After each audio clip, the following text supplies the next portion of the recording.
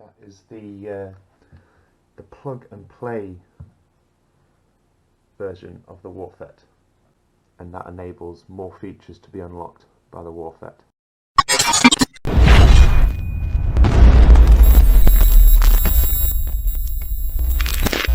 Hi there guys, and welcome back. This time joining me for a look at this bad boy, the GATE WARFET AEG control system. So inside here you've basically got a small microchip computer that enables you to get more out of your AEG. So let's take a look inside. So you open this thing up, and here you have it. You've obviously got the MOSFET, WARFET there, and your control card here. This is what you use to set up your control unit and enable or disable and fine-tune the settings of the WARFET. Take the WARFET out.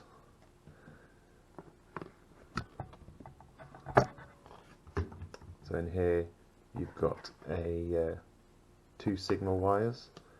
These are used for installation of the WARFET, but I'll get into that a bit more detail into that a bit later on. You've got Deans and mini Tamiya connectors, adapters, and you've also got some conversions to Deans here if you need them for your gun. So you basically don't have to use these. So that's what you get in the box. So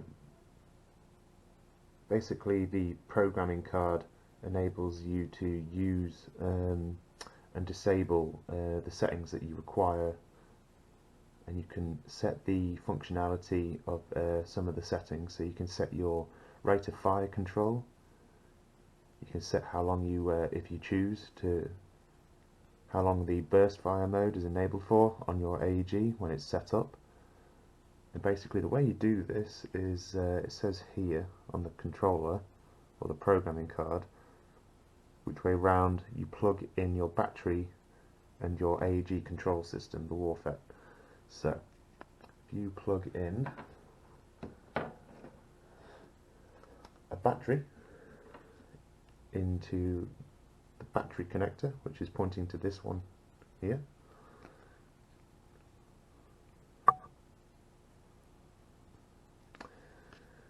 your control card will light up.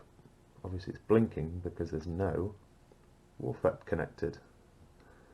So if I plug this in here,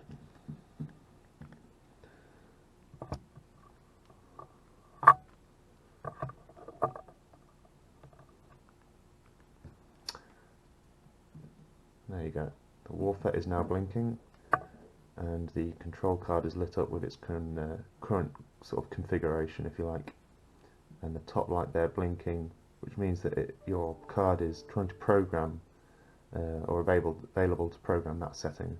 So at the moment I've got it set on auto. So if you use this button here, you can obviously start to flick through the settings. So this is flashing, this is blue, solid blue at the moment, which means that it's programming or trying to program the blue settings. So there you go, now it's flicked onto red, and you'll be able to program the red settings. So the red settings, what we've got for red settings, pre-cocking boost and burst time. So I've got pre-cocking boost set to, well, that setting there, so which is quite high, and I've got a burst time of the shortest. And there you go, it's flashed back to red, blue, sorry. So I'm now able to program the blue settings.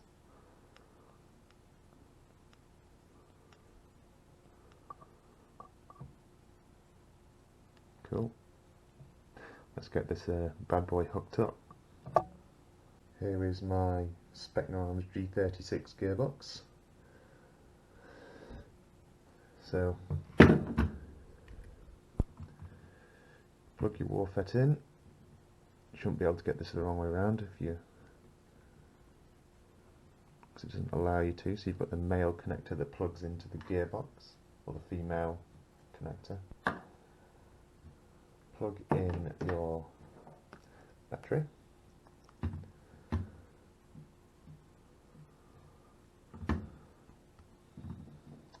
And there you go.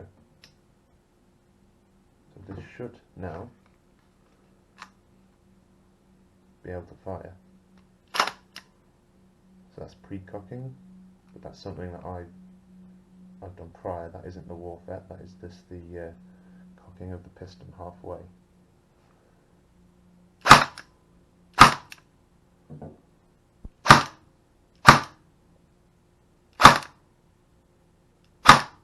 So I've got this set to a short burst timer, so if I flick it to full auto, it should do a 2 to 3 round burst.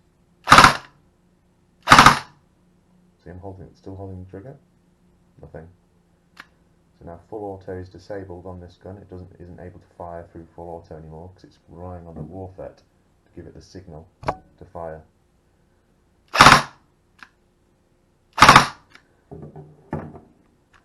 Flick it back onto semi.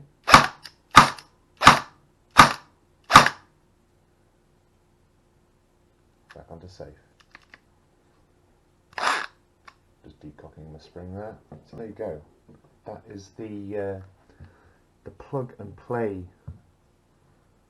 version of the WARFET. So plug and play meaning that you can literally take this out of the box, throw it into your setup on your AEG, and you're able to use it. But what something is that they don't really specify is that sort of 75% of the features of the WARFET are you are able to throw it in to your AEG and use them, and 25% of the features are only able to be used when you basically when you connect these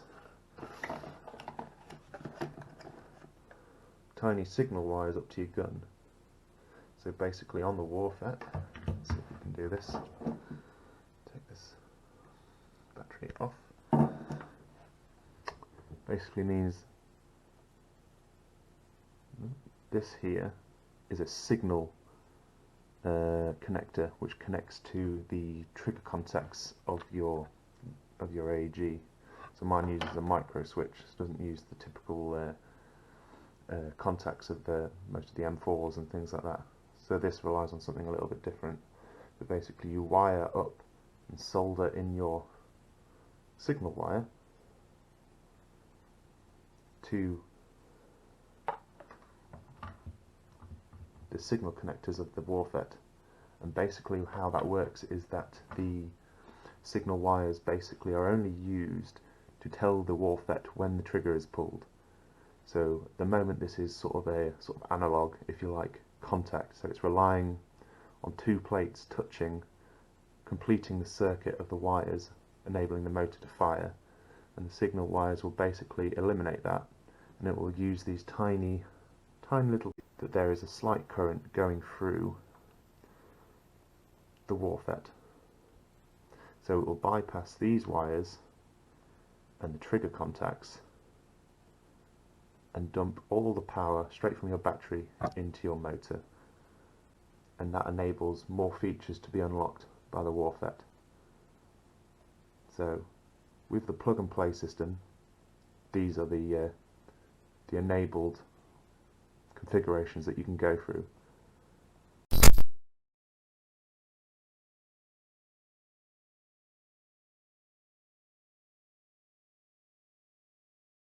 And with the signal wires installed, this is what you unlock.